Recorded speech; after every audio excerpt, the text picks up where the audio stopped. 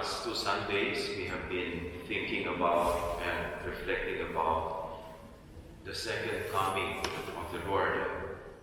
Why is it that on the first 3 Sundays of Advent, the themes of our readings are about the end or the second coming of the Lord? Because in the 4 Sundays of Advent, we are doing 2 things. First, there is the liturgical waiting leading to Christmas, our 4 Sundays of preparation for Christmas, that is one.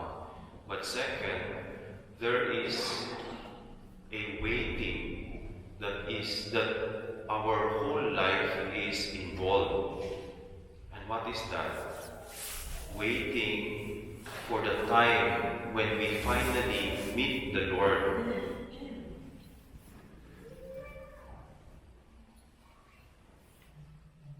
Two weeks ago, I was talking to a lady whose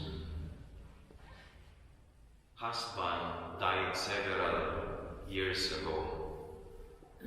Her husband is German, and he told me that she had a dream last summer. And in her dream, she saw her husband. And the first question she asked her husband was, "Wie is dir? Wo bist du jetzt? How are you now? Where are you now?"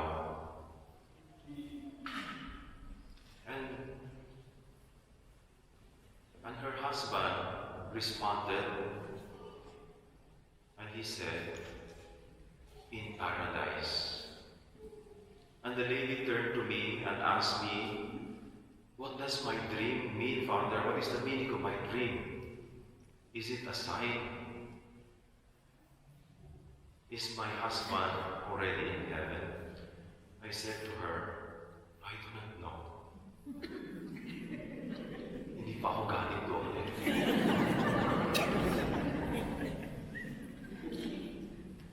Hindi ko alam kung ibig sabihin ng panaginip mo, kasi hindi rin ako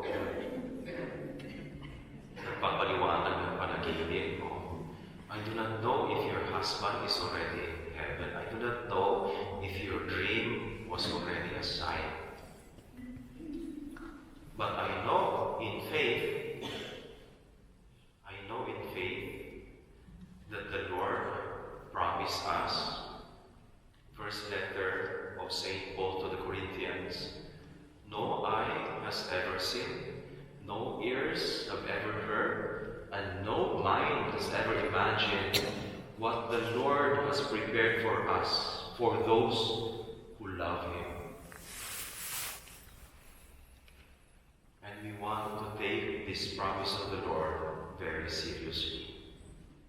And today, second Sunday of Advent, the main character of the readings is John the Baptist. And John understood his calling and his mission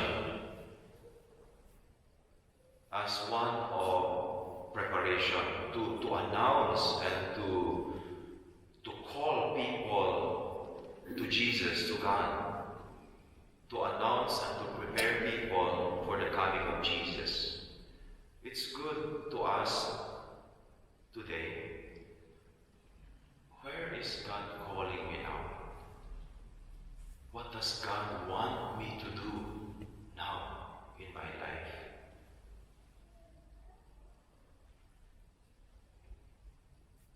And John also should help us to reflect that there have been many people in our own lives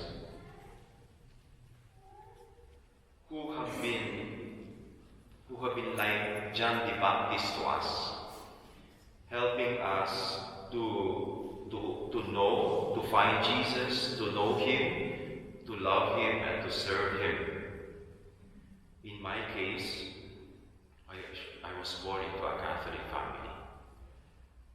So it was my parents who brought me into the Catholic faith. But I was not a very religious person teenager when I was in high school. But before I graduated in high school, I attended a retreat for young students, and that retreat changed my life. It moved me, that retreat moved me to fall in love with Jesus and to become a priest. Who are the people in your life who help you to become close to God, to find Jesus, and to serve Him? Tommy Peterson, Tommy Peterson is the wife of a popular Canadian psychologist, Jordan Peterson. But Jordan Peterson is agnostic. He is not sure about his belief in God. He doesn't know whether he believes in God or there is a God or there is not a God. But his wife became sick with a severe and rare kidney cancer in 2019. And while she was in the hospital, there were people who become instrumental so that she could find her way back to God.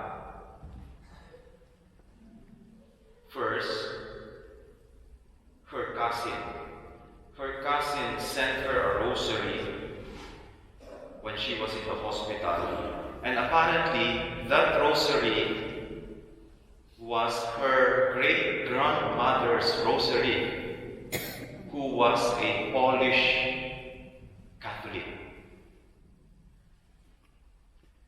And then second, 2020, between June until August, a lady came to visit her every day. And this lady was a Catholic. And she taught Tommy Peterson the Rosary Prayer. For 5 weeks, they prayed the Rosary every day for 2 hours.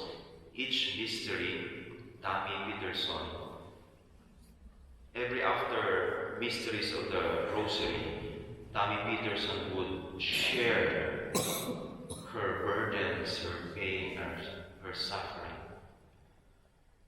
for 2 hours, for 5 weeks. And somehow that helped her a lot. Third, a Catholic priest also visited her, and he gave her a novena for the sick, that she would pray for 9 days, and telling her to focus on gratitude. And so Tammy did that. She prayed the novena for 9 days, focusing on thanking the Lord for her life, despite her cancer.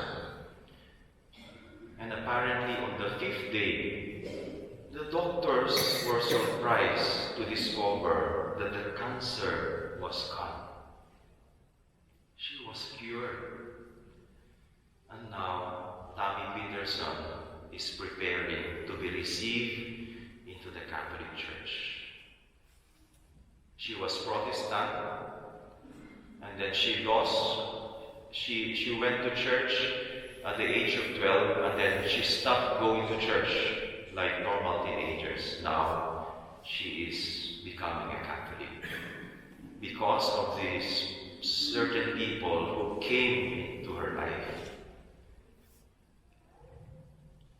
Let us take a moment of silence and let us thank the Lord and pray for all the people who have helped us in our faith.